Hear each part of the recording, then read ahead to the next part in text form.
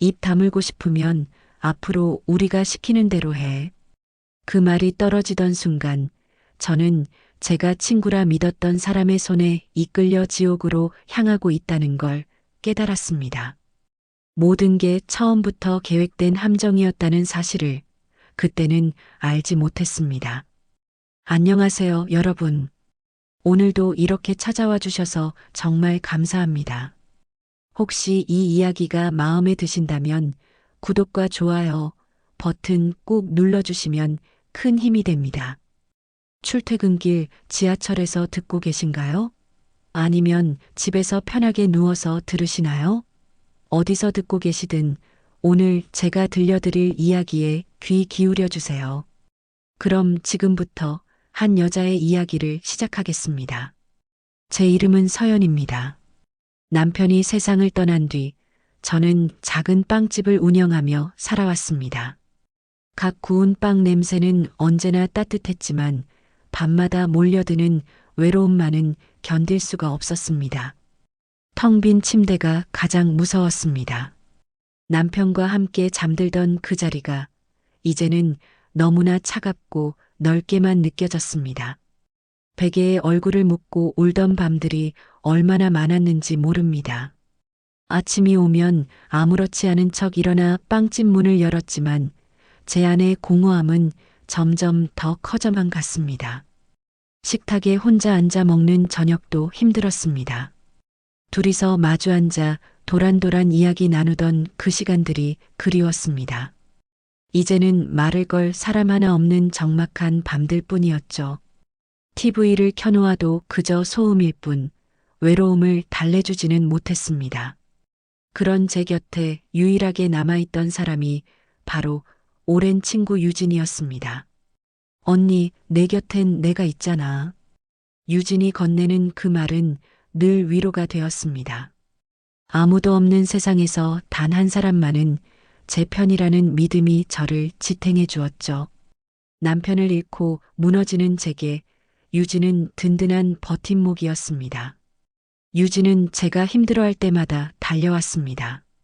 빵집 일이 너무 힘들어 주저앉아 울 때도 시어머니의 전화에 지쳐 있을 때도 유진은 항상 제 곁에 있었습니다. 밤늦게까지 함께 이야기를 나누며 위로해주던 그 시간들이 제게는 유일한 행복이었습니다. 언니는 너무 혼자 끙끙 앓아. 힘들면 나한테 말해. 유진의 따뜻한 말 한마디 한마디가 얼어붙은 제 마음을 녹여주었습니다. 저는 유진 없이는 하루도 견딜 수 없다고 생각했습니다. 그녀가 제 마지막 희망이었으니까요. 하지만 지금 돌아보면 그 말은 진심 어린 위로가 아니었는지도 모릅니다. 제 삶을 옭아매려는 첫 번째 끈이었는지도 모릅니다. 친구라는 이름으로 제게 다가온 그 손이 사실은 저를 나락으로 끌어내리려는 손이었다는 걸 저는 너무 늦게 알아버렸습니다. 남편의 장례식 날 유진은 제 손을 꽉 잡아주었습니다. 언니, 울지 마. 내가 옆에 있잖아. 그 손길이 너무 따뜻했습니다. 온 세상이 무너지는 것 같은 그날 유진의 손만이 저를 붙잡고 있는 것 같았죠. 저는 그 손을 놓지 않았고 유진도 놓지 않았습니다. 장례식이 끝나고 집으로 돌아왔을 때 유진은 며칠간 제 집에 머물렀습니다. 혼자 두면 안 될 것 같다며 곁을 지켜줬습니다. 밥을 챙겨주고 집안일을 도와주고 밤에 악몽을 꾸면 등을 토닥여줬습니다. 그때 저는 생각했습니다. 유진이 없었다면 저는 이 슬픔을 견디지 못했을 거라고. 시간이 조금 지나 빵집을 다시 열었을 때도 유진은 도와주러 왔습니다. 손님이 없을 때면 함께 카운터에 앉아 이런저런 이야기를 나눴습니다. 유진은 제가 다시 웃을 수 있도록 재미있는 이야기를 들려줬고 저도 조금씩 일상으로 돌아갈 수 있었습니다. 언니, 이제 좀 나아진 것 같아. 다행이야. 유진이 제 손을 잡으며 말했습니다. 저는 고개를 끄덕이며 대답했습니다. 모두 내 덕분이라고, 내가 없었으면 못 버텼을 거라고. 그렇게 저는 유진에게 점점 더 의지하게 되었습니다. 제 모든 고민을 유진과 나눴고 제 모든 슬픔을 유진에게 털어놓았습니다. 유진은 언제나 제 편이었고 언제나 제 이야기를 들어줬습니다. 언니는 나한테 뭐든지 말해도 돼. 우리 사이잖아. 그 말이 얼마나 고마웠는지 모릅니다. 세상에 단 한 사람, 제 편이 있다는 게 얼마나 위로가 되는지 저는 유진을 제 유일한 가족처럼 여기게 되었습니다. 하지만 그때는 몰랐습니다. 제가 털어놓는 모든 고민이, 제가 보여주는 모든 약점이 나중에 저를 올가멜 올가미가 될 줄은, 유진이 그 모든 정보를 모아 저를 함정에 빠뜨릴 계획을 세우고 있다는 걸 저는 전혀 알지 못했습니다. 외로움에 지친 제 마음이, 누군가의 손을 너무 간절히 잡고 싶었던 제 마음이 결국 제 발목을 잡고 말았습니다. 그리고 그건 시작에 불과했습니다. 유진은 늘 제 편이었습니다. 아니, 그렇게 보였습니다. 시어머니의 끝없는 잔소리에 지쳐 있을 때면 유진은 제일 먼저 달려왔습니다. 언니 잘못 아니야. 시어머니가 너무 하시는 거지. 제 손을 꽉 잡아주며 위로해줬습니다. 그녀의 따뜻한 손길과 위로의 말들이 제게는 세상 전부였습니다. 그 시절 저는 유진 없이는 하루도 견딜 수 없다고 생각했습니다. 힘든 날이면 함께 술잔을 기울이며 밤새 이야기를 나누곤 했습니다. 빵집 매출이 떨어져 고민일 때, 외로움에 잠 못 이루는 밤, 그럴 때마다 유진은 제 곁에 있었습니다. 소주잔을 부딪히며 서로의 속마음을 털어놓았죠. 언니, 우리 이렇게 평생 친구하자. 취기가 오른 유진이 말했습니다. 저는 웃으며 고개를 끄덕였습니다. 당연하다고, 우리는 평생 친구라고 대답했습니다. 어느 날 밤 유진이 농담처럼 말했습니다. 우리 둘이 같이 살면 얼마나 편하겠어. 언니는 빵 만들고 나는 머리 해주고. 저는 그저 웃고 넘겼습니다. 친구끼리 하는 가벼운 농담이라고만 생각했죠. 하지만 지금 돌이켜보면 그 농담 속에 묘한 집착이 숨어 있었습니다. 유진의 관심은 점점 더 깊어졌습니다. 제가 누구를 만나는지, 어디를 가는지, 심지어 무슨 생각을 하는지까지 알고 싶어 했습니다. 전화나 문자로 계속 물어왔습니다. 오늘 누구 만났냐고, 어디 갔다 왔냐고, 요즘 무슨 생각을 하냐고. 언니, 오늘 누구 만났어? 그냥 손님들이랑 빵집에 있었어. 점심은 뭐 먹었어? 혼자? 응, 혼자 김밥 먹었어. 사소한 것까지 다 물어봤습니다. 처음엔 친구의 관심이라 여기며 모든 걸 솔직하게 털어놓았습니다. 제가 얼마나 외로운지, 밤마다 혼자 울고 있다는 것까지도요. 그렇게 저는 제 모든 약점을 유진에게 내어주고 있었습니다. 마치 제 목에 스스로 올가미를 걸듯이 말입니다. 하지만 그때는 몰랐습니다. 유진이 왜 그렇게 끊임없이 제 곁에 머물려 했는지, 왜 제 일거수일투족을 알고 싶어 했는지. 어느 날 유진이 물었습니다. 언니, 재혼 생각 없어? 이렇게 혼자 사는 게 너무 외로워 보여. 저는 고개를 저었습니다. 아직은 생각할 수 없다고, 남편 생각이 너무 많이 난다고 말했습니다. 유진은 안타깝다는 표정을 지으며 제 어깨를 토닥였습니다. 그래도 언제까지 혼자 살 순 없잖아. 좋은 사람 만나면 소개시켜 줄게. 친구의 걱정이라고 생각했습니다. 하지만 지금 생각해보면 유진은 이미 계획을 세우고 있었던 게 아닐까요? 제 외로움을 이용해 저를 함정에 빠뜨릴 방법을 말입니다. 유진은 자주 자기 남편 이야기를 했습니다. 재현이가 요즘 사업이 안 된다고, 집에 오면 짜증만 낸다고, 자기를 이해해주지 않는다고 불평했습니다. 저는 위로해줬습니다. 힘든 시기니까 이해해주라고, 곧 좋아질 거라고 말했죠. 언니는 참 착해. 남편이 언니 같은 사람이었으면 좋겠다. 유진이 한숨을 쉬며 말했습니다. 그때 그 말이 무슨 의미였는지 저는 전혀 알지 못했습니다. 그렇게 저는 조금씩, 아주 조금씩 유진이 파놓은 함정 속으로 걸어 들어가고 있었습니다. 친구라는 이름으로 다가온 그 사람이 사실은 제 모든 것을 빼앗으려는 사람이었다는 걸 너무 늦게 알아버렸습니다. 유진의 남편 재현을 처음 만난 건 빵집에서였습니다. 어느 화창한 오후였습니다. 저는 막 오븐에서 식빵을 꺼내 진열대에 올려놓고 있었습니다. 각 구운 빵에서 김이 모락모락 피어오르고 빵집 안은 고소한 냄새로 가득했죠. 그때 문을 열고 한 남자가 들어왔습니다. 처음 본 얼굴이었습니다. 그는 키가 크고 단정한 인상이었습니다.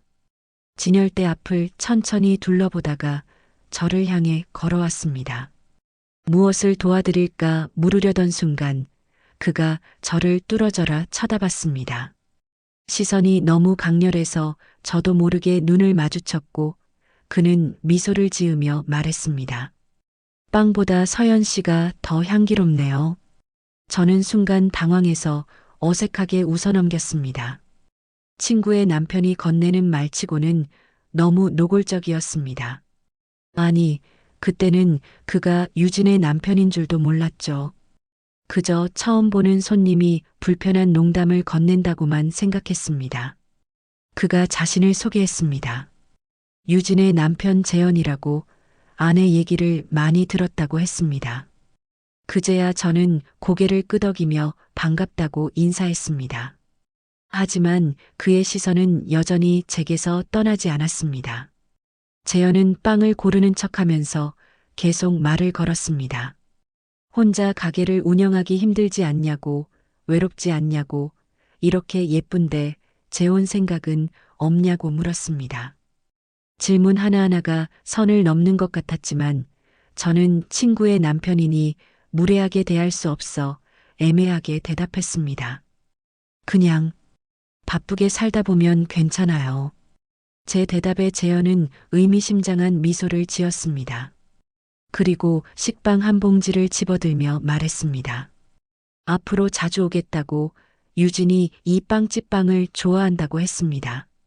그가 가게를 나간 뒤에도 저는 한참을 멍하니 서 있었습니다.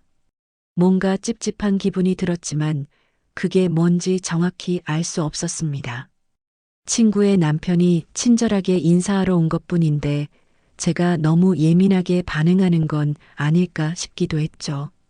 며칠 후 유진이 빵집에 들렀습니다. 언니, 우리 남편 여기 왔다며? 괜찮았어?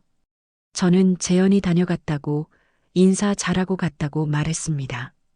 유진은 웃으며 고개를 끄덕였지만 그 웃음이 왠지 어색해 보였습니다. 순간 스쳐 지나가는 표정이었지만 저는 그걸 놓치지 않았습니다. 남편이 언니 예쁘다고 하더라. 조심해야겠네. 농담처럼 던진 말이었지만 그 속에 담긴 감정은 농담이 아니었습니다. 저는 어색하게 웃으며 말도 안 된다고 유진이가 훨씬 예쁘다고 둘러댔습니다. 하지만 유진의 눈빛은 차갑게 식어 있었습니다. 그날 이후로 재현은 자주 빵집에 들렀습니다. 처음엔 일주일에 한 번, 그 다음엔 사나흘에 한 번, 나중엔 거의 이틀에 한 번씩 얼굴을 비쳤습니다. 빵을 사러 온다는 핑계였지만 그의 목적이 빵이 아니라는 건 분명했습니다. 손님이 없을 때면 그는 카운터에 기대어 말을 걸었습니다. 오늘 날씨가 좋다고, 서연 씨 표정이 밝아 보인다고, 그런 사소한 말들로 대화를 시작했죠. 저는 불편했지만 대놓고 거절하기가 어려웠습니다. 친구의 남편이니까요. 딱 잘라 말하기엔 관계가 애매했고 유진에게 말하자니 쓸데없는 오해를 살까봐 두려웠습니다. 그냥 시간이 지나면 자연스럽게 멀어지겠거니 생각했습니다. 하지만 재현의 관심은 점점 더 노골적이 되었습니다. 어느 날은 제가 밀가루를 옮기다가 손을 다쳤습니다. 작은 배임이었지만 피가 조금 났죠. 재현이 마침 가게에 있었는데 그는 황급히 다가와 제 손을 잡았습니다. 괜찮으세요? 약은 있어요? 그의 손이 제 손을 감쌌습니다. 따뜻하고 단단한 손이었습니다. 저는 괜찮다고 작은 상처라고 말하며 손을 빼려 했지만 그는 쉽게 놓아주지 않았습니다. 서연 씨, 혼자 이렇게 힘들게 사시지 말고. 그가 무슨 말을 하려는지 알 것 같았습니다. 저는 황급히 손을 뺐습니다. 괜찮다고, 이 정도는 익숙하다고 말했죠. 하지만 제 목소리는 떨리고 있었습니다. 그날 밤 유진에게서 전화가 왔습니다. 목소리가 차가웠습니다. 재현이 요즘 빵집에 자주 간다는데 무슨 일이냐고 물었습니다. 저는 당황하며 그냥 빵 사러 오는 거라고, 제가 어떻게 할 수 있는 일이 아니라고 말했습니다. 언니가 뭘 어떻게 했길래 우리 남편이 맨날 거기만 가는데?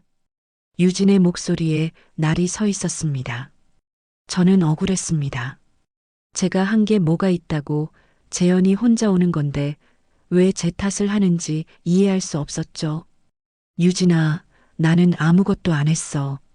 진짜야. 하지만 유진은 믿지 않는 것 같았습니다. 전화를 끊은 뒤에도 한참을 불안한 마음에 잠을 이루지 못했습니다.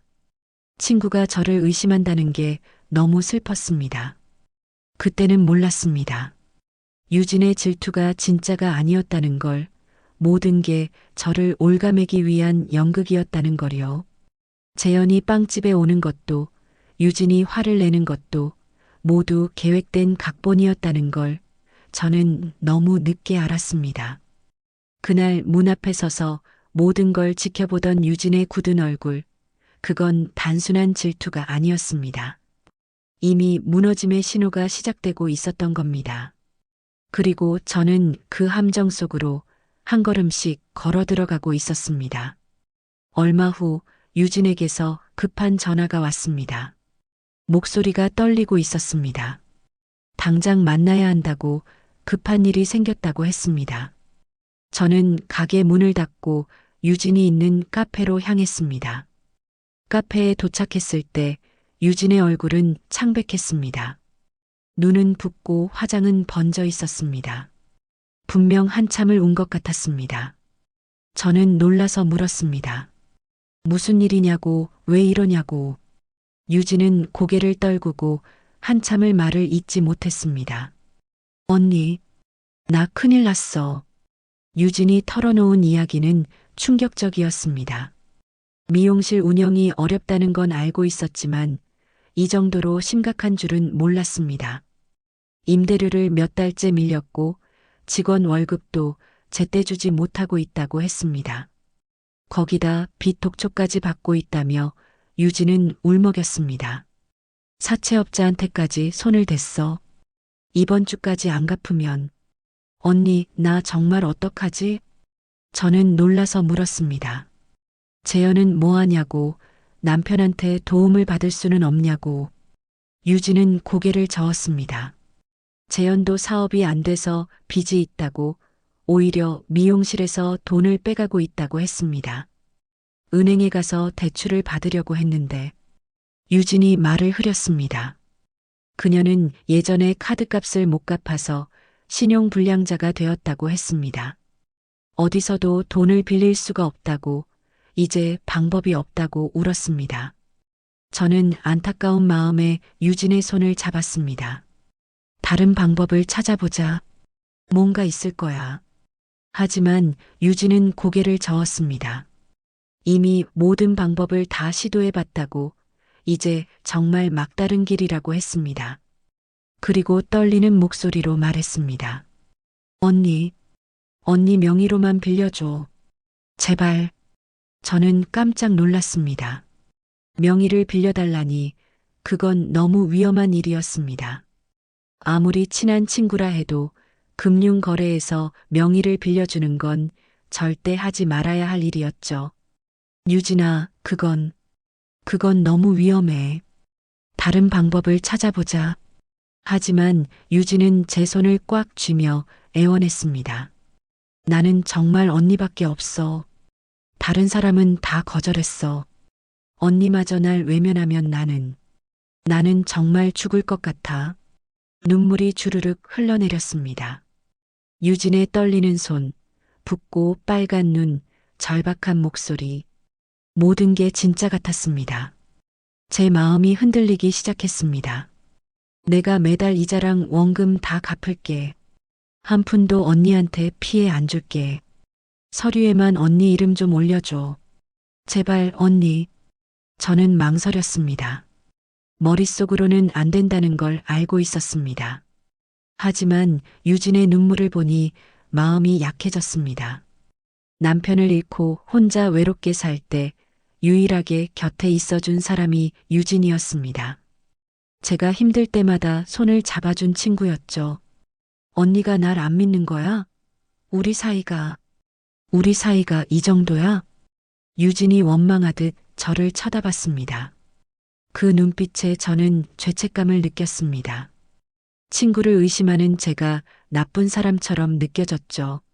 아니야, 그게 아니라. 그럼 도와줘. 제발. 이번만, 딱 이번만. 결국 저는 고개를 끄덕이고 말았습니다. 며칠 후, 저는 유진과 함께 은행에 갔습니다. 대출 서류를 작성하는 내내 손이 떨렸습니다. 직원이 설명하는 말들이 귀에 들어오지 않았습니다. 그저 유진이 알려주는 대로, 시키는 대로 서류에 서명했습니다. 제 도장이 서류에 찍히는 순간 묘한 불안감이 엄습했습니다. 하지만 이미 늦었습니다. 대출이 승인되었고 거액의 현금이 제 통장으로 들어왔습니다. 저는 그 돈을 전부 인출해서 유진에게 건넸습니다. 고마워, 언니. 정말 고마워. 유진은 눈물을 흘리며 제 손을 꽉 잡았습니다.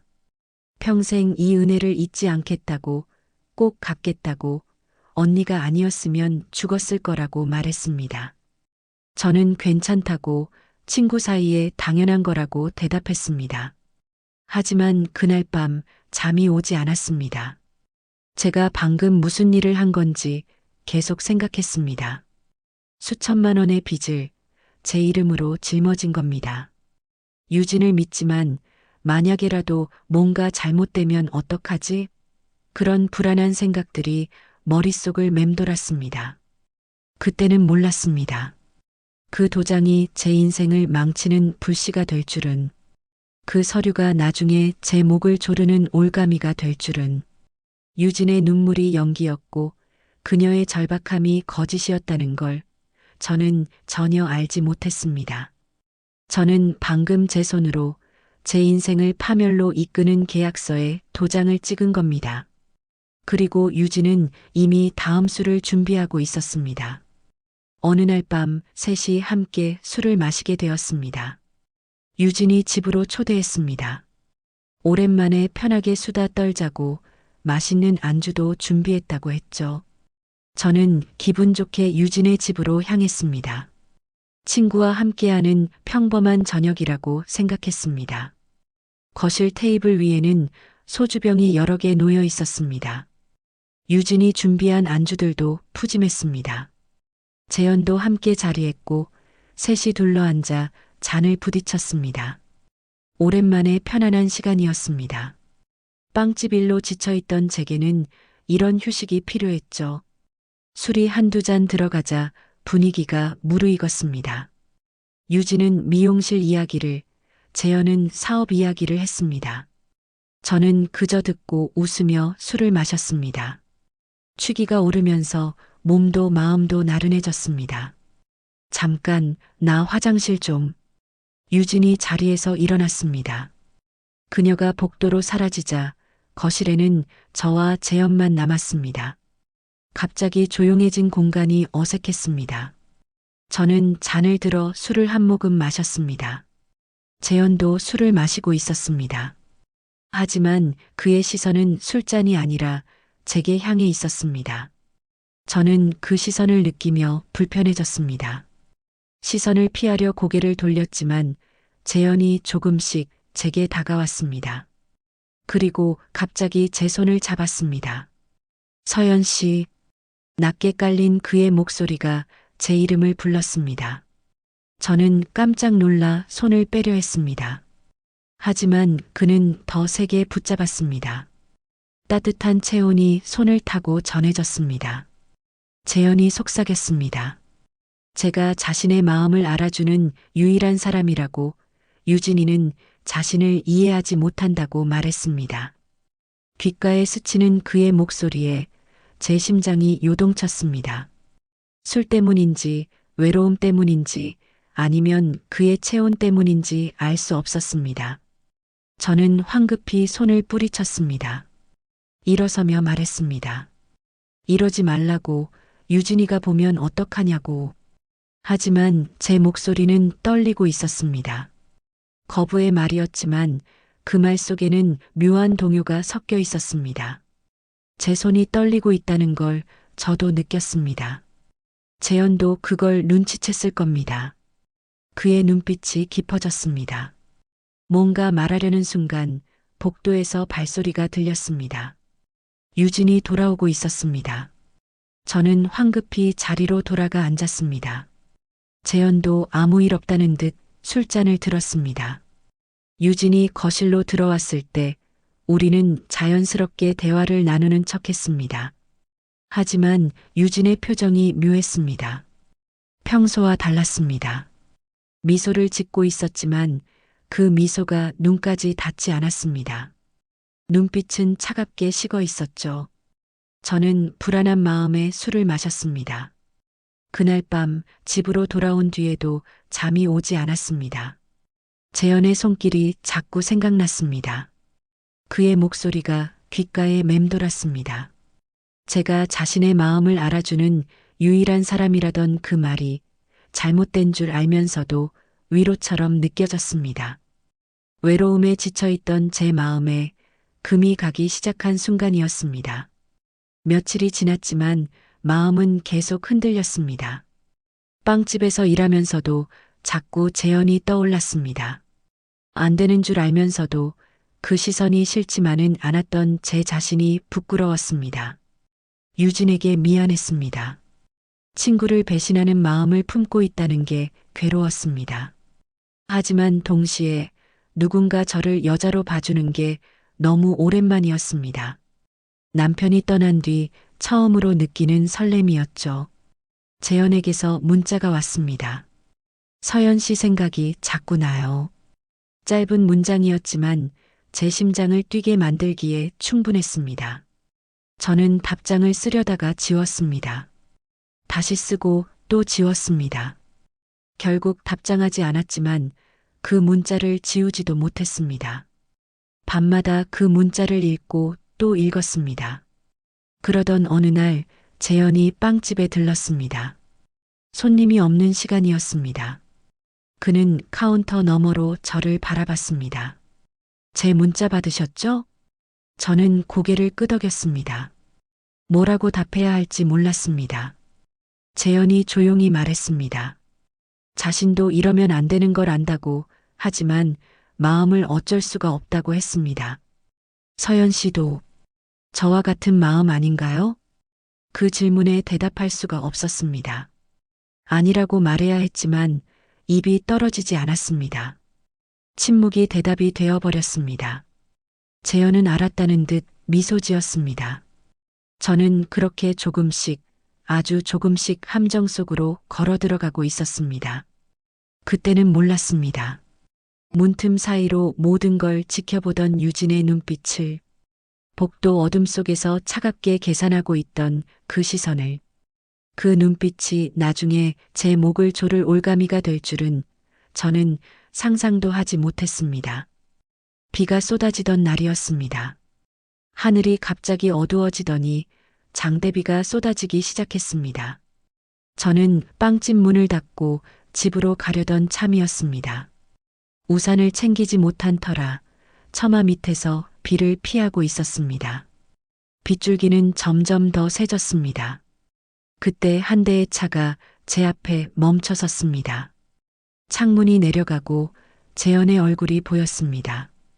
그는 이 비에 어떻게 가려고 하냐며 태워주겠다고 했습니다. 저는 거절해야 했습니다. 친구의 남편 차를 타는 건 옳지 않았으니까요. 하지만 쏟아지는 비와 그의 부드러운 목소리에 결국 차 문을 열고 말았습니다.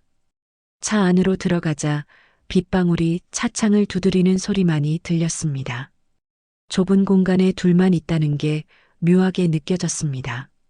재현은 시동을 걸었고 차가 천천히 움직이기 시작했습니다. 저는 창밖을 바라보며 집 가는 길을 알려줬습니다. 하지만 차는 제 집 방향으로 가지 않았습니다. 어느새 한적한 곳에 멈춰 서 있었습니다. 주변에는 아무도 없었고 비만 억수같이 쏟아지고 있었습니다. 저는 불안한 마음에 물었습니다. 왜 여기 온 거냐고. 재현이 저를 돌아봤습니다. 그의 눈빛에는 무언가가 타오르고 있었습니다. 저도 알 수 없는 감정이 북받쳐 올랐습니다. 외로움이었을까요? 아니면 그저 순간의 충동이었을까요? 서연 씨, 그가 제 이름을 불렀습니다. 손이 제 뺨을 스쳤습니다. 저는 떨리는 목소리로 안 된다고, 이러면 안 된다고 말했습니다.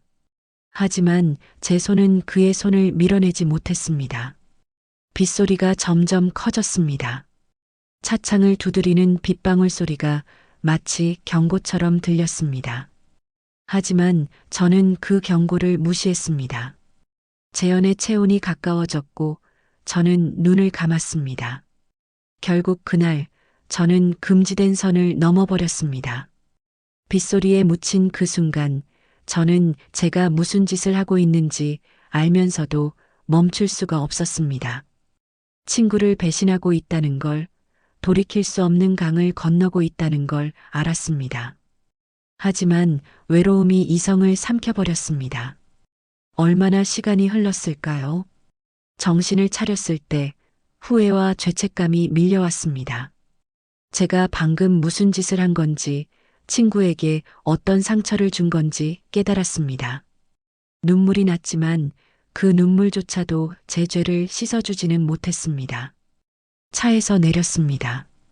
비는 여전히 쏟아지고 있었습니다. 저는 우산도 없이 그 비를 맞으며 한참을 서 있었습니다. 빗물이 제 얼굴을 타고 흘러내렸지만 그게 빗물인지 눈물인지 구분할 수 없었습니다. 집으로 돌아와 거울을 봤을 때 거기 비친 제 모습이 낯설었습니다. 친구를 배신한 여자, 불륜을 저지른 여자. 그게 바로 저였습니다. 제가 제일 경멸하던 그런 사람이 되어버렸습니다. 자괴감에 무릎이 꺾였습니다. 하지만 나중에야 깨달았습니다. 그날 유진이 일부러 재현을 제 곁에 남겨둔 것임을, 비가 온다는 일기예보를 알고도 일부러 제게 말하지 않은 것, 재현에게 저를 집까지 데려다 주라고 시킨 것, 모든 게 의도된 상황이었다는 거요. 처음부터 모든 게 치밀하게 짜인 판이었던 겁니다. 유진은 저와 재현이 선을 넘을 수밖에 없는 상황을 만들었습니다. 불륜이라는 약점을 만들어 저를 완벽하게 자신의 손아귀에 넣으려 했던 거죠. 저는 그저 유진이 짜놓은 각본 위에서 움직이는 배우에 불과했습니다. 제 선택이라 믿었던 모든 순간들이 사실은 그녀가 만들어낸 상황이었다는 걸 너무 늦게 알아버렸습니다. 비 오던 그날도 재현의 문자도 빵집에서의 만남도 모두 유진의 계획이었습니다. 저는 이미 그녀의 덫에 완전히 걸려든 상태였습니다. 그리고 이제 유진은 본격적으로 저를 조이기 시작할 참이었습니다. 며칠이 지났습니다. 저는 죄책감에 시달리며 유진을 피하고 있었습니다. 전화가 와도 받지 않았고 문자가 와도 확인하지 않았습니다. 그녀를 마주할 용기가 없었죠. 친구를 배신한 제 자신이 너무 비참했습니다. 거울을 볼 때마다 제 얼굴이 낯설었습니다. 밤마다 악몽을 꿨습니다. 유진이 제 목을 조르는 꿈, 모든 사람 앞에서 불륜녀로 지목당하는 꿈. 잠에서 깨면 식은땀으로 온몸이 젖어 있었습니다. 하지만 피할 수는 없었습니다. 어느 날 오후 재현에게서 연락이 왔습니다. 만나자고 했습니다. 저는 거절했습니다. 더 이상 만날 수 없다고, 그날 일은 잊어달라고 말했습니다. 하지만 재현은 포기하지 않았습니다. 한 번만 만나요. 제대로 이야기하고 정리합시다. 결국 저는 그의 제안을 받아들였습니다. 만나서 확실하게 선을 긋기로 했습니다. 더 이상 이런 관계를 이어갈 수 없다고 말하려고요. 약속 장소는 외진 곳의 조용한 카페였습니다. 아니, 그렇게 생각했습니다. 하지만 재현이 저를 데려간 곳은 카페가 아니었습니다. 모텔이었습니다. 저는 당황했습니다. 이게 무슨 일이냐고 물었습니다. 재현이 말했습니다. 조용히 이야기할 곳이 필요하다고, 카페는 사람들 눈이 많아서 불편하다고 했습니다. 저는 불안했지만 그저 이야기만 하고 나오면 된다고 스스로를 설득했습니다. 방문을 열고 들어갔습니다. 좁고 답답한 공간이었습니다. 재현은 제게 앉으라고 했습니다. 저는 문 가까이 서서 말했습니다. 앉지 않겠다고, 할 말만 하고 가겠다고. 우리 이제 그만 만나요. 유진이한테 너무 미안해요. 제가 먼저 말을 꺼냈습니다. 재현의 표정이 굳어졌습니다. 하지만 그는 고개를 끄덕이며 알겠다고 했습니다. 생각보다 쉽게 받아들이는 것 같아 안도했습니다. 그런데 그때였습니다. 재현이 갑자기 제 손을 잡았습니다. 저를 끌어당겼습니다. 저는 놀라서 소리쳤습니다. 뭐 하는 거냐고, 놓으라고. 하지만 재현은 놓지 않았습니다. 한 번만 더, 마지막으로. 그의 목소리가 간절했습니다. 저는 필사적으로 손을 뿌리쳤습니다. 안 된다고, 이러면 안 된다고 소리쳤습니다.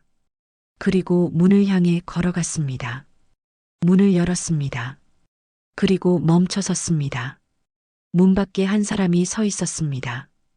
유진이었습니다. 심장이 멎는 것 같았습니다. 온몸의 피가 거꾸로 도는 느낌이었습니다. 유진은 저를 똑바로 쳐다봤습니다. 그 눈빛에는 분노도 슬픔도 없었습니다. 이상하게도 너무나 차분했습니다. 마치 예상했던 일을 확인하는 것처럼 담담한 표정이었습니다. 저는 그 표정이 더 무서웠습니다. 소리라도 질러주면, 울기라도 해주면 그나마 나았을 텐데. 언니가 나한테 이럴 수 있어? 유진이 조용히 물었습니다. 목소리는 떨리지도 않았습니다. 저는 말을 잃었습니다. 변명할 말이 떠오르지 않았습니다. 아니, 변명할 자격도 없었습니다. 저는 그 자리에서 무릎을 꿇었습니다. 유진아, 미안해. 정말 미안해. 눈물이 쏟아졌습니다. 친구 앞에 무릎 꿇은 채 저는 용서를 빌었습니다. 나도 모르게 그랬다고, 제발 용서해달라고 애원했습니다. 나도 모르게? 그게 변명이 돼? 유진의 목소리가 차갑게 식었습니다. 하지만 여전히 감정의 동요는 없었습니다. 마치 대본을 읽는 것처럼 기계적으로 말하는 것 같았습니다. 저는 고개를 조아리며 계속 빌었습니다. 용서해달라고, 다시는 안 그러겠다고, 죽을 죄를 지었다고. 하지만 유진은 단 한마디도 하지 않았습니다. 그저 긴 침묵으로 저를 내려다볼 뿐이었죠. 그 침묵이 더 무서웠습니다. 소리 지르거나 울거나 화를 내는 것보다 훨씬 더 무서운 침묵이었습니다. 마치 이미 모든 걸 계산한 사람처럼 유진은 조용히 서 있었습니다.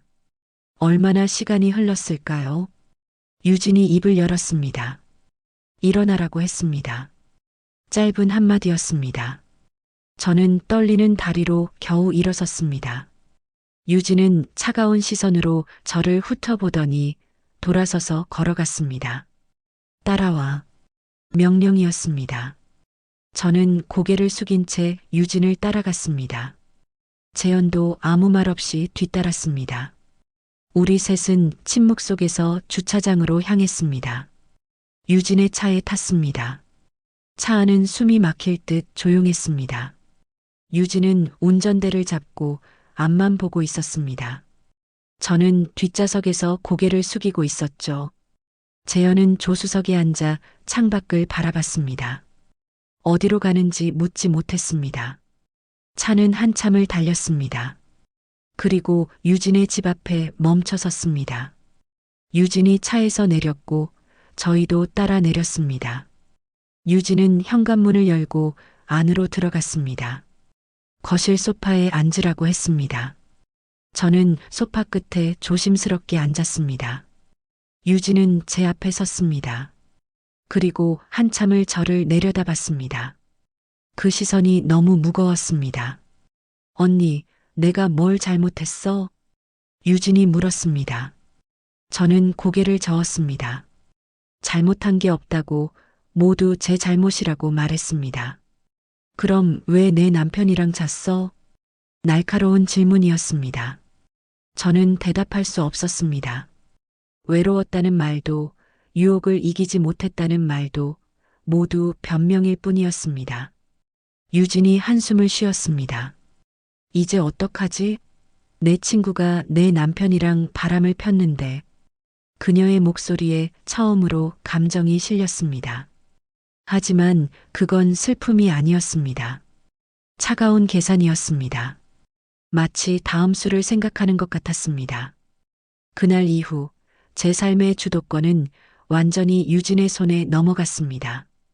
그리고 저는 알지 못했습니다. 이 모든 게 유진의 계획이었다는 걸. 재현이 저를 모텔로 데려간 것도, 유진이 그곳에 나타난 것도 모두 짜여진 각본이었다는 거요. 저는 완벽하게 그들의 덫에 걸려들었습니다. 얼마 후부터 유진은 돈 이야기를 꺼냈습니다. 처음엔 조심스럽게 미안한 듯이 말했습니다. 전화로 연락이 왔습니다. 이번 달 이자를 좀 대신 내줄 수 있냐고, 미용실이 진짜 힘들다고 했습니다. 저는 죄책감에 그 부탁을 들어줬습니다. 제가 유진에게 저지른 일을 생각하면 이 정도는 당연히 해줘야 한다고 생각했죠. 불륜을 저질러 놓고 친구의 부탁을 거절할 수는 없었습니다. 은행에 가서 이자를 냈습니다. 생각보다 큰 금액이었습니다. 하지만 제가 진 빚이라 생각하고 감수했습니다. 유진에게 입금했다고 문자를 보냈고 유진은 고맙다는 답장을 보냈습니다. 한 달이 지났습니다. 또 유진에게서 연락이 왔습니다. 이번 달도 이자를 좀 내달라고 했습니다. 저는 조금 당황했습니다. 지난달에 어렵다고 해서 도와줬는데 또 어렵다는 게 이해가 안 됐습니다. 유진아, 나도 사정이 좀. 말을 꺼내려는데 유진이 차갑게 말했습니다. 언니가 지금 할 말이 그거야? 내 남편이랑 잤으면서. 그 말에 입이 막혔습니다. 유진의 말이 맞았습니다. 제가 무슨 자격으로 거절하겠습니까? 저는 친구를 배신한 사람이었습니다. 2달이 지나고 3달이 지나도 유진은 돈을 갚지 않았습니다. 다음 달에는 꼭 갚겠다고 조금만 더 기다려달라고 했습니다. 그렇게 말하면서도 유진의 태도는 점점 달라지고 있었습니다. 처음에 미안함은 사라지고 점점 당연하다는 듯이 요구했습니다. 이번 달도 언니가 좀 내줘. 저는 더 이상 참을 수가 없었습니다. 빵집 사정도 어려운데 매달 큰 돈을 내는 게 부담스러웠습니다. 용기를 내서 말했습니다. 유진아, 나도 힘들어. 빵집도 요즘 장사가 안 되고. 그 순간 유진의 목소리가 얼음처럼 차갑게 변했습니다. 언니, 그게 지금 할 말이야? 언니가 나한테 뭘 했는데? 내 남편이랑 잤잖아. 그런 언니가 지금 돈 얘기를 해? 저는 할 말을 잃었습니다. 죄책감이 밀려왔습니다. 유진의 말이 맞았습니다. 저는 친구를 배신했고 그 대가를 치르는 것뿐이었죠. 그렇게 몇 달이 더 지나자 유진은 아예 태도를 바꿨습니다. 언니, 이제부터는 언니가 책임져. 무슨 말이냐고 물었습니다. 유진이 냉정하게 대답했습니다. 애초에 언니 이름으로 받은 대출이잖아. 서류에는 언니 이름이 있어. 법적으로는 언니 빚이라고. 충격이었습니다. 분명 유진이 쓴 돈인데 이제 와서 제 빚이라니. 하지만 유진의 말이 맞았습니다. 서류상으로는 제가 대출을 받은 것이고 제가 갚아야 할 책임이 있었습니다. 그리고 언니, 잊지 마. 언니가 나한테 뭘 했는지. 유진의 목소리에 위협이 담겨 있었습니다. 불륜이라는 약점, 대출 서류라는 증거. 모든 게 유진의 손에 있었습니다. 거기에 제 죄책감까지 더해져 저는 아무런 말도 할 수 없었습니다. 언니가 입 다물고 싶으면 앞으로 우리가 시키는 대로 해. 우리라는 단어가 제 귓가를 때렸습니다. 유진과 재현 둘이 한편이었다는 걸 그제야 깨달았습니다. 제가 사랑했던 친구와 제가 마음을 주었던 남자가 처음부터 함께 저를 속이고 있었다는 걸요. 저는 그들이 파놓은 덫에 완전히 갇혀버렸습니다. 돈을 빌려달라던 유진의 눈물, 재현의 유혹, 모텔에서의 발각. 모든 것이 저를 이 순간으로 몰아넣기 위한 치밀한 계획이었던 겁니다. 저는 이제 그들의 꼭두각시였습니다. 빚이라는 올가미와 불륜이라는 약점으로 완벽하게 조종당하는 인형이 되어버렸습니다. 그리고 이건 시작에 불과했습니다. 유진과 재현은 이제 본격적으로 저를 이용하려 하고 있었습니다. 유진과 재현은 저를 노골적으로 조종하기 시작했습니다. 처음엔 작은 것부터였습니다. 빵집 수익금 중 일부를 가져오라는 요구였죠. 저는 거절할 수 없었습니다. 불륜이라는 약점과 제 명의로 된 대출 서류가 그들의 손에 있었으니까요. 하지만 그들의 요구는 점점 더 커져갔습니다. 어느 날 밤 유진에게서 전화가 왔습니다. 지금 당장 나오라는 명령이었습니다. 저는 떨리는 손으로 옷을 걸치고 집을 나섰습니다. 그들이 지정한 곳으로 향했습니다. 낯선 모텔이었습니다. 방 번호를 알려주며 올라오라고 했습니다. 저는 불안한 마음으로 복도를 걸었습니다. 문을 두드렸고 유진이 문을 열었습니다. 안에는 재현도 함께 있었습니다. 유진이 차갑게 말했습니다. 입 다물고 싶으면 앞으로 그들이 시키는 대로 하라고. 그 말이 무엇을 의미하는지 저는 곧 알게 되었습니다. 그날 밤 저는 인간으로서 느낄 수 있는 최악의 굴욕을 겪었습니다. 유진은 제가 겪는 모든 순간을 지켜봤습니다. 차가운 눈빛으로 저를 내려다보며 마치 물건을 다루듯 명령했습니다. 재현은 그녀의 지시에 따라 움직였고 저는 그저 그들이 시키는 대로 할 수밖에 없었습니다. 제가 울며 애원해도 소용없었습니다. 유진은 오히려 냉소를 지으며 말했습니다. 이게 다 제가 자초한 일이라고, 친구의 남편에게 손을 댄 대가라고. 그녀의 목소리에는 분노도 슬픔도 없었습니다. 그저 계산된 차가움만이 있을 뿐이었죠. 저는 거부할 수도 도망칠 수도 없었습니다. 불륜 증거를 퍼뜨리겠다는 협박, 대출금을 당장 갚으라는 위협, 모든 게 저를 올감했습니다. 저는 그저 눈물을 흘리며 그들이 원하는 대로 따를 수밖에 없었습니다. 그 시간이 얼마나 지속되었는지 모르겠습니다. 모든 게 끝나고 바닥에 주저앉아 있을 때 유진이 제 턱을 들어 올렸습니다.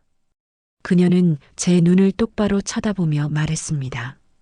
이번 일을 누구한테라도 말하면 대출 서류와 불륜 증거를 모두 공개하겠다고, 제 인생을 완전히 망쳐놓겠다고 했습니다.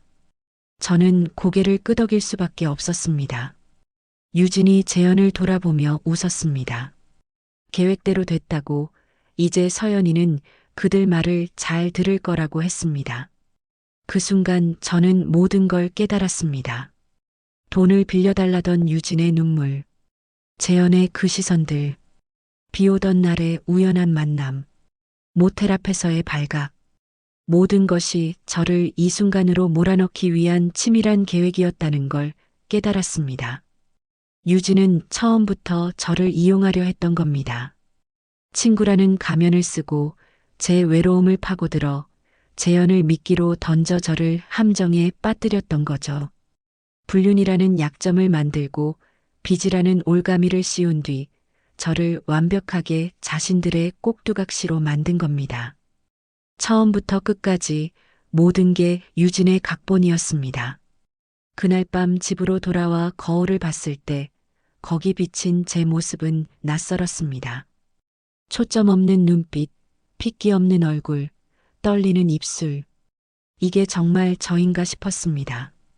한때는 남편과 행복했던 여자, 작은 빵집을 운영하며 소박하게 살던 여자가 이렇게 처참하게 무너질 줄은 몰랐습니다.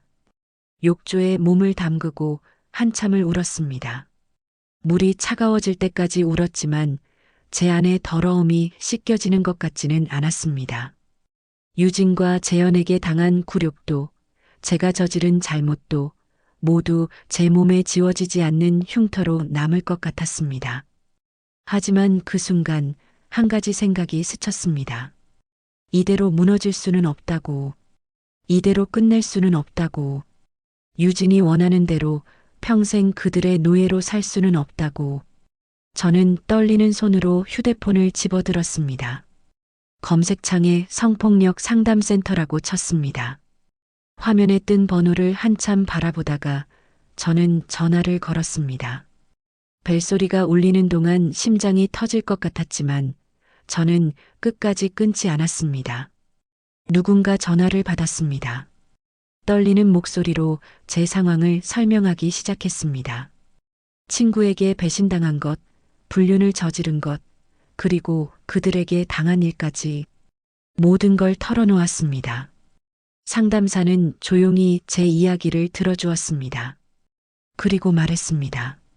제가 당한 일은 명백한 범죄라고, 친구 사이든 아니든 상관없이 처벌받아야 할 일이라고, 불륜을 저질렀다는 죄책감 때문에 참을 필요가 없다고, 지금이라도 신고해야 한다고 했습니다. 당신은 피해자입니다. 잊지 마세요. 그 말이 제 가슴에 깊이 박혔습니다. 그날 밤 저는 결심했습니다. 더 이상 유진과 재현의 소나기에서 벗어나야 한다고, 제가 겪은 일을 세상에 알려야 한다고. 비록 제 잘못도 함께 드러나겠지만 그래도 이대로 살아갈 수는 없다고 생각했습니다. 며칠 뒤 저는 경찰서로 향했습니다. 이제 모든 걸 끝낼 시간이었습니다. 경찰서 문 앞에서 한참을 서성였습니다. 들어가면 모든 게 끝이었습니다. 제가 저지른 불륜도, 유진과 재현에게 당한 일도 모두 세상에 드러날 거였습니다. 빵집도, 제 명예도, 남은 자존심도 모두 잃게 될지 모른다는 두려움이 저를 짓눌렀습니다. 하지만 그대로 돌아가면 저는 평생 그들의 노예로 살아야 했습니다. 심호흡을 하고 저는 경찰서 문을 열었습니다. 담당 형사 앞에 앉아 처음부터 끝까지 모든 걸 털어놓았습니다. 유진이 돈을 빌려달라고 한 것, 재현과의 불륜, 대출 서류, 모텔에서 발각된 일, 그리고 그날 밤 당한 일까지. 말하는 내내 눈물이 멈추지 않았습니다. 형사는 제 진술을 꼼꼼히 받아 적었습니다. 그리고 증거를 모아야 한다고 했습니다. 대출 서류, 문자 기록, 통화 내역, 가능한 모든 것을 제출해야 한다고. 저는 고개를 끄덕였습니다. 며칠 후 유진과 재현이 경찰에 소환되었습니다. 처음에 그들은 모든 걸 부인했습니다. 유진은 제가 거짓말을 하고 있다고, 자기 남편을 유혹해놓고 이제 와서 피해자 행세를 한다고 주장했습니다. 재현도 모든 게 합의 하에 이루어진 일이라고, 제가 먼저 유혹했다고 말했습니다. 하지만 증거는 거짓말하지 않았습니다. 제 휴대폰에 남아있던 협박성 문자들, 유진이 제 명의로 받은 대출 서류, 그리고 제가 상담센터에 전화했던 기록까지 모든 것이 그들의 범죄를 증명했습니다.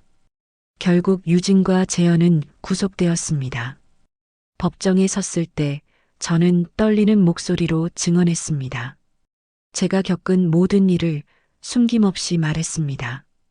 방청석에 앉은 사람들의 시선이 따가웠지만 저는 끝까지 말을 이어갔습니다. 그리고 재판이 진행되면서 충격적인 사실이 밝혀졌습니다. 범죄의 주동자가 재현이 아니라 바로 유진이었던 겁니다. 검찰이 밝혀낸 바에 따르면 유진은 처음부터 모든 걸 계획했습니다. 재현에게 저를 유혹하라고 시켰고 불륜 관계를 만든 뒤 발각되는 것까지 모두 연출했다고 합니다.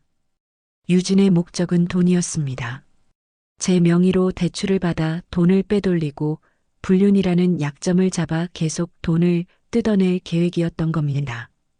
친구라는 가면 뒤에 숨어 제 외로움을 이용해 저를 철저하게 착취한 거였죠. 법정에서 유진은 끝까지 차갑게 저를 쳐다봤습니다. 후회하는 기색도 미안해하는 표정도 없었습니다. 마치 계획이 들통난 게 아쉽다는 듯한 표정이었죠. 그 순간 저는 깨달았습니다. 유진은 처음부터 저를 친구로 생각한 적이 없었다는 걸, 그저 이용할 도구로만 봤다는 걸요. 남편이 세상을 떠나고 외로워하던 저를 친구라는 이름으로 다가와 철저하게 착취한 겁니다. 재판은 몇 달간 이어졌고 결국 두 사람 모두 실형을 선고받았습니다. 유진은 주도적으로 범행을 계획하고 실행한 점이 인정되어 더 무거운 형을 받았습니다. 재현도 공범으로 처벌받았습니다. 판사는 판결문을 읽으며 친구를 이용한 범죄의 악랄함을 지적했습니다. 법정을 나서는 저를 기자들이 에워쌌습니다. 플래시가 터지고 질문이 쏟아졌습니다. 저는 고개를 숙인 채 걸었습니다. 제가 원한 건 정의였지 유명세가 아니었습니다. 빵집은 문을 닫아야 했습니다. 사람들의 수군거림을 견딜 수가 없었습니다. 불륜녀, 피해자 코스프레, 친구를 배신한 여자, 온갖 말들이 저를 따라다녔습니다. 시간이 흘러 이제는 조금 평온해졌습니다. 새로운 동네로 이사를 가서 작은 카페에서 일하며 살고 있습니다. 아무도 저를 알아보지 못하는 곳에서 조용히 하루하루를 살아가고 있죠. 몸의 상처는 시간이 지나면서 회복되었습니다. 하지만 친구라 믿었던 유진의 배신은 평생 제 가슴 깊은 곳에서 지워지지 않을 겁니다. 가끔 밤에 잠을 이루지 못할 때면 그녀의 차가운 눈빛이 떠오릅니다. 과연 진짜 친구란 무엇일까? 사람을 믿는다는 건 어떤 의미일까? 저는 아직도 그 답을 찾지 못했습니다. 어쩌면 평생 찾지 못할지도 모릅니다. 하지만 한 가지는 확실합니다. 다시는 누군가를 맹목적으로 믿지 않을 거라는 것. 그게 유진이 제게 남긴 마지막 교훈입니다. 여러분, 긴 이야기를 끝까지 들어주셔서 정말 감사합니다. 혹시 주변에 비슷한 상황에 처한 분이 계시다면 부디 용기를 내시길 바랍니다. 침묵은 가해자를 보호할 뿐입니다. 세상은 아직 당신의 편입니다. 오늘 이야기가 도움이 되셨다면 구독과 좋아요 버튼 꾹 눌러주세요. 여러분의 작은 관심이 더 많은 이야기를 전하는데 큰 힘이 됩니다. 그리고 댓글로 여러분의 생각도 들려주시면 감사하겠습니다. 다음에도 더 좋은 이야기로 찾아뵙겠습니다. 지금까지 들어주셔서 감사합니다.